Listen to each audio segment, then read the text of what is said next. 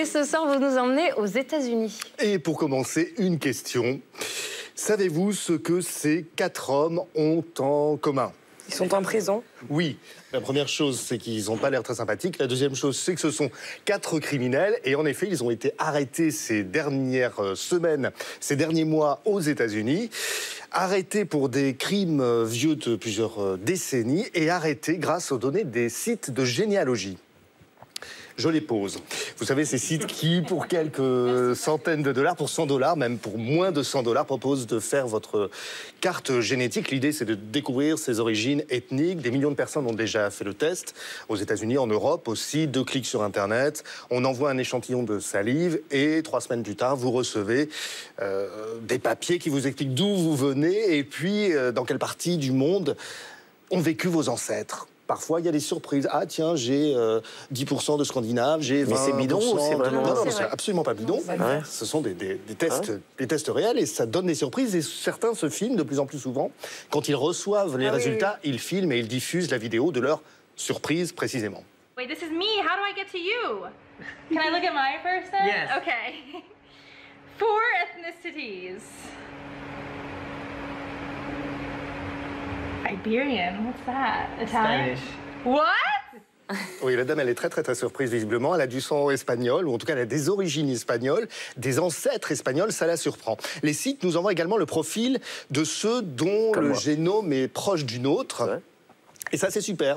On se dit, c'est super, on peut se découvrir un cousin, on peut se découvrir une cousine dont on ignorait totalement l'existence à l'autre bout de la planète. Et puis, donc, on retrouve aussi désormais des criminels, puisque dorénavant, pour mener leur enquête, les policiers américains utilisent ces fichiers-là, les bases de données des sites de généalogie. Ça a même permis d'arrêter un tueur en série. Oui, Joseph DeAngelo, c'était au mois d'avril dernier, pas moins de 12 assassinats.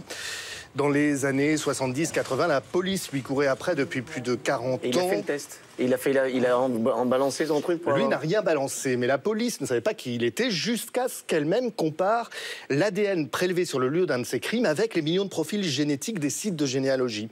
Gros boulot d'analyse, on a fait des recoupements, puis on a défini des filiations, des zones d'habitation, trouvé des parents éloignés, et c'est comme ça qu'on a identifié DeAngelo, un ancien flic de 72 ans. Ces derniers mois aux USA, on a résolu une vingtaine d'affaires de cette manière-là, c'est bon à savoir.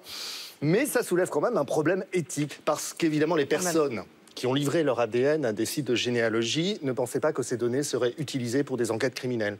Certaines se sont senties trahies, avec l'impression d'avoir à leur insu servi d'indice aux policiers, et puis l'impression qu'on a violé leur vie privée. En France, d'ailleurs, c'est interdit. En France, les tests ADN sont uniquement autorisés à des fins médicales, à des fins scientifiques, à des fins judiciaires, mais pas pour s'amuser à recomposer son arbre généalogique. Et finalement, ça nous protège aussi de la révélation de certains secrets de famille. Parce qu'il y a ça aussi comme conséquence aux États-Unis. Certains font des tests, et puis tout d'un coup, ils découvrent, ah ben... ma tante n'est pas ma tante, mon père n'est pas mon père, et ça provoque des traumatismes. Alors, est-ce qu'il faut vraiment se lancer dans l'expérience? Pourquoi pas? Moi, mon frère ne me ressemble pas du tout. Maintenant, du coup... Non, je crois que tout n'est pas bon à savoir, parfois. Merci, Frédéric. Ça vous embouche encore? Vous aimeriez savoir un peu? Moi, mais j'ai envie, on va le faire. Mais on n'a pas le droit. Vous n'avez pas le droit, si, on peut envoyer aux sociétés américaines. Mais pour l'instant, ces sociétés n'ont pas le droit de s'installer en France. En tout cas, ça ferait peut-être du bien à des gens qui se disent de souche, tu veux dire? Des gens qui se disent de souche, peut-être. Bon. Sur les vidéos, on voit parfois des gens qui se revendiquent racistes et qui découvrent qu'ils ont des origines souvent le cas, africaines parfois. Quelle tristesse, les pauvres.